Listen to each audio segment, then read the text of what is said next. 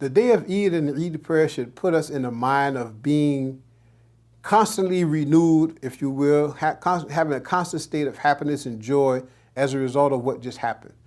The period of Eid and the Zakat al-Fitr in particular are a time for us to ensure that all of the people in the community are able to share in this joyous occasion. Everybody is having something that they can use as a benefit for themselves.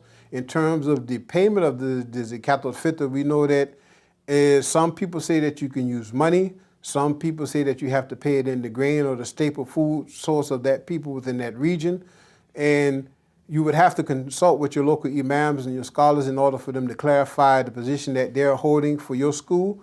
But the general understanding is that we are making sure that nobody is left out. Some of the things that we want to remember as we're getting up and getting ready for the Eid prayer that morning is that we want to make sure that we eat a little something before we leave out. It was a practice in the Sunnah of our Prophet ﷺ that he would eat something. He would maybe eat like 3 or 5 dates, an odd number of dates. He would drink some water, but he would make sure that he ingested something before he left out to help give understanding to the people in terms of practice that the fast was over. You no longer had to wake up and the sun was up in the sky and you couldn't eat anything no more. Ramadan is over, so make sure that you eat something. This is in contrast to Eid al-Adha, where during the morning of the Eid prayer, we get up and we will refrain from eating until after the prayer, and we go and we have our feast after that moment there, and the food is being passed out as a result of the sacrifices on that day. But during Eid al-Fitr, we want to make sure that we eat something.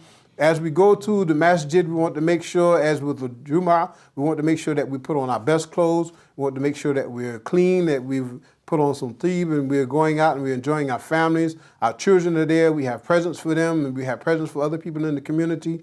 Our wives and our mothers and our daughters and everyone are there with us. Everyone is out enjoying this joyous occasion. No one is left out.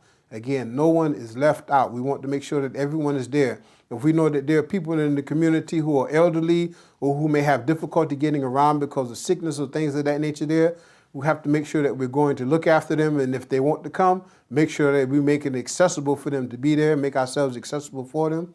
We also want to make sure as we're going to the Eid prayer that we take a different route when we go back. These are all from the sunnahs of the Prophet ﷺ, and these are all things that help cultivate sound practice and mindfulness of what we're doing and why we're doing it as we're going through this day, and that's also throughout the rest of the year. As we're closing out the month of Ramadan, we want to close out with the best note, and we want to make sure that ourselves and everyone around us are not only enjoying themselves, but that they're actually getting all of the benefit that's available to them out of it. And as we close this month, we want to again remind everyone that we pray for ourselves and we pray for all of you to be forgiven for all of the sins that we've committed, that we have our worship accepted by Allah subhanahu wa ta'ala, and that we are all able to come closer together, that the relationships that may have been tattered or torn or not there are either mended, reconstituted, or however you want to make it, but make sure that we have good relations with our family and with our friends, people we may have had problems with. We want to enter into the month in a state of forgiveness and mercy, and we want to exit the month in a state of gratitude and thankfulness. And as we're doing this here, we hope that Allah subhanahu wa ta'ala accepts my worship, your worship, and all of the worship of all of the Muslims, and that everyone has a blessed Eid. Assalamu alaikum wa rahmatullahi ta'ala wa barakatuh.